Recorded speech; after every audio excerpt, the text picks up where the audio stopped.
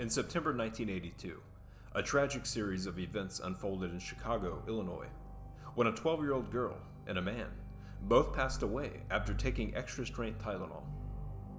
Two more family members of the man also fell victim to the tainted medication in the following weeks.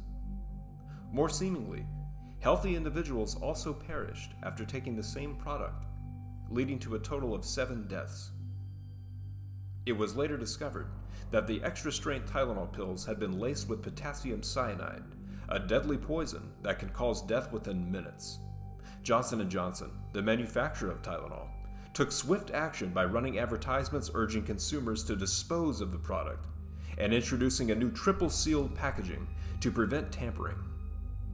The poisonings were believed to be the work of an individual who had tampered with the capsules by adding cyanide to them, and then placing them back on store shelves. Despite investigations by the Food and Drug Administration, no one was ever charged or found guilty for the crimes.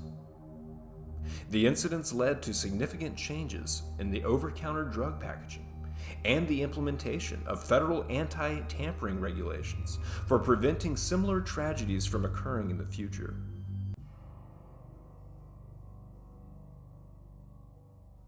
The Borley Rectory was known as the most haunted house in England. Built in the 19th century, it was the home of the Reverend Lionel Foyster and his family. From the moment they moved in, strange things began to happen. At first, it was just small things, objects moving on their own, strange noises in the night, and a feeling of being watched. But as time went on, the hauntings became more and more intense.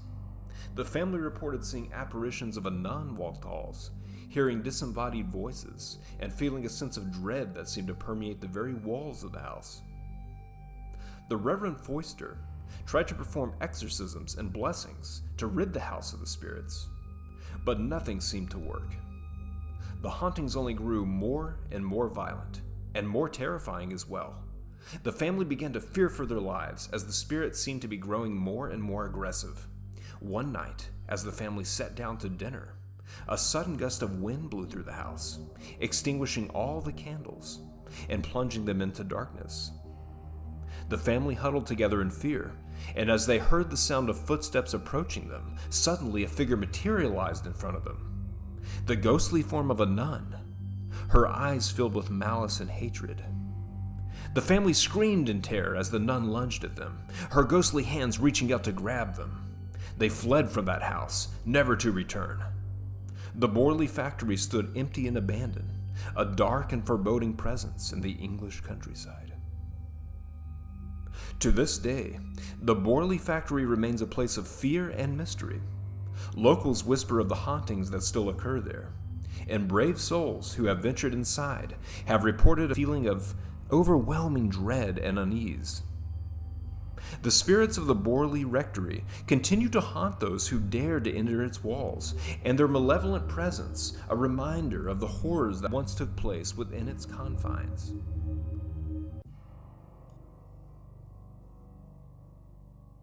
Our last story is from the 18th century. Blackbeard was an infamous pirate who terrorized the seas in the early 18th century. He was a man shrouded in mystery and fear. His real name was Edward Teach, and he was known for his legendary beard that he would tie up with ribbons and light on fire during battles to strike fear into the hearts of his enemies. Blackbeard's reign of terror began in the Caribbean, where he and his crew would brutally attack merchant ships and plunder their cargo. He was ruthless and merciless, often killing anyone who stood in his way without a second thought. One of the most chilling tales of Blackbeard's cruelty was the time he captured the French merchant ship La Concorde in 1717.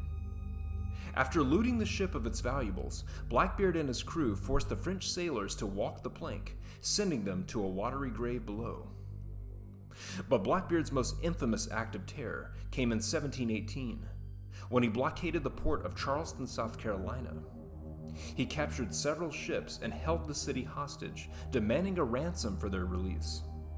The governor of South Carolina eventually paid the ransom, but Blackbeard's reign of terror was far from over. In November of 1718, Blackbeard met his end in a bloody battle off the coast of North Carolina. A British naval force led by Lieutenant Robert Maynard engaged Blackbeard's ship, the Queen Anne's Revenge. In a fierce battle that lasted for hours, in the end Blackbeard was killed in combat, his head severed from his body and hung to the bow of Maynard's ship as a warning to other pirates. Blackbeard's legacy lives on in the tales of his brutality and cruelty. His story serves as a cautionary tale of the dangers of greed and power, and the consequences that come with choosing a life of violence and piracy.